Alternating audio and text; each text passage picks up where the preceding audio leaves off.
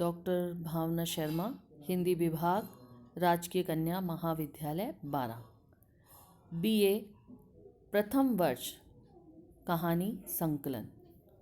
BA प्रथम वर्ष की द्वितीय प्रश्न पत्र के अंतर्गत कहानी संकलन की किताब के अंतर्गत हम कहानियों का अध्ययन कर रहे हैं। इससे पूर्व में कई कहानियों को अपन ने पढ़ा।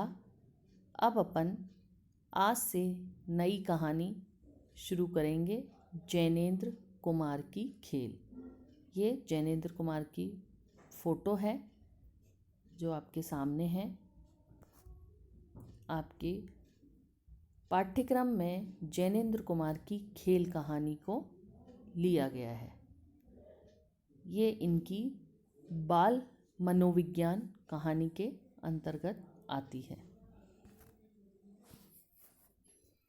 जैनेंद्र कुमार की खेल कहानी, ये दो छोटे बच्चों की कहानी है जिसमें सुरबाला और मनोहर दो बच्चे हैं।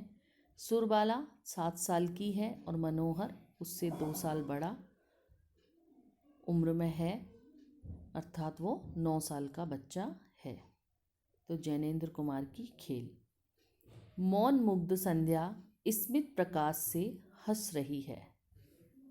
उस समय गंगा के निर्जन यानी कि जहाँ कोई भी व्यक्ति ना हो, बिना जन का निर्जन बालुका स्थल पर एक बालक और बालिका सारे विश्व को भूल गंगा तट के बालू और पानी से खिलवाड़ कर रहे हैं। बालू अर्थात रेत। बालक कहीं से एक लकड़ी लाकर तट के जल को उछाल रहा है। बालिका अपने पैर पर रेत जमा कर और थोप थोप कर एक भाड़ बना रही है। भाड़ यानी कि रेत का घर। बालक तो क्या कर रहा है, जैसा कि एक सामान्य प्रवृत्ति होती है, बालक अलग टाइप के काम करते हैं, अलग प्रकार की उनके खेल होते हैं और बालिकाओं के खेल अलग प्रकार के होते हैं। तो बालक तो एक डंडा मार के पानी से खिलवाड़ कर रहा है और जो बालिका है वो रेत का घर बना रही है।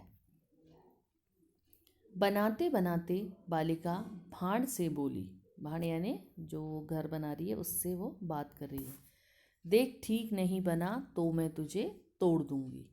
फिर बड़े प्यार से थपका थपका कर उसे ठीक करने लगी। सोचती जाती थी, इसके ऊपर मैं एक कुटी बनाऊंगी, वह मेरी कुटी होगी और मनोहर नहीं, वह कुटी में नहीं रहेगा, बाहर खड़ा खड़ा भाड़ में पत्ते झोंकेगा। जब वह हार जाएगा, बहुत कहेगा, तब मैं उसे अपनी कुटी के भीतर ले लूँगी। वो बालिका जो घर बना रही है उसके मन में अलग अलग विचार आ रहे हैं, वो अपने आप से ही बातें कर रही है।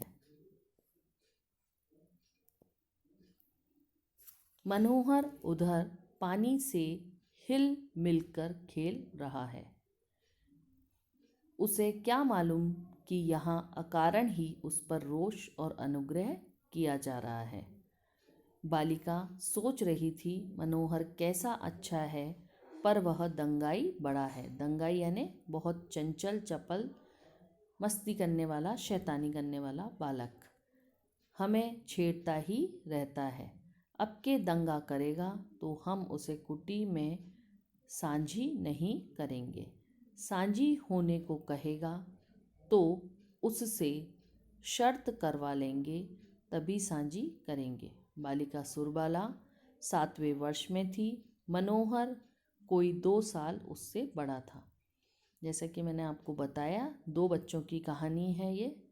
सुरबाला 7 साल की और मनोहर 9 साल का बच्चा।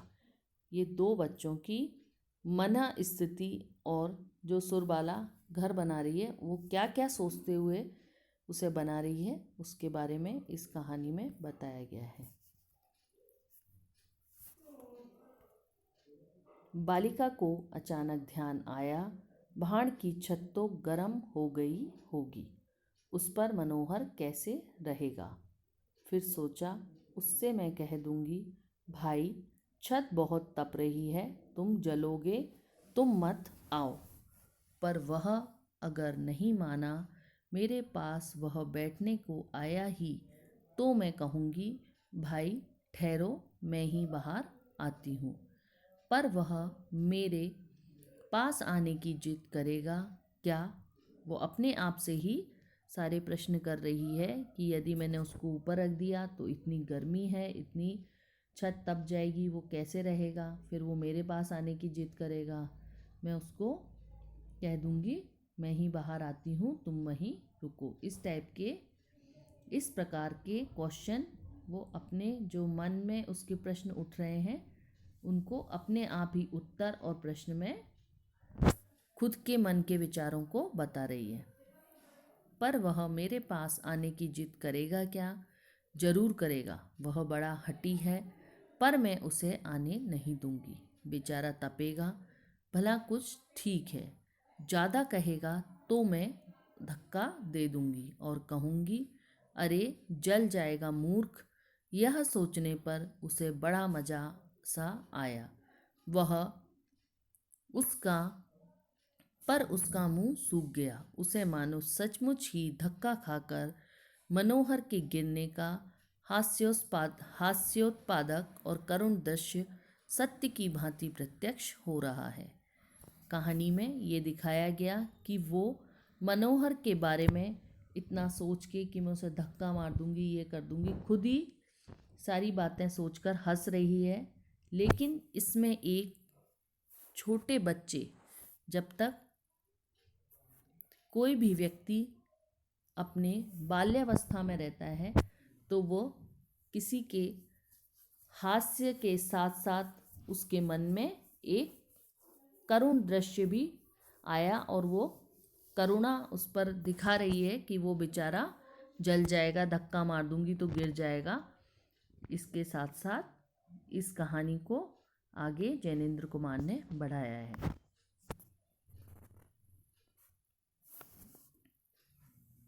बालिका ने एक पक्के हाथ भाण पर लगाकर देखा।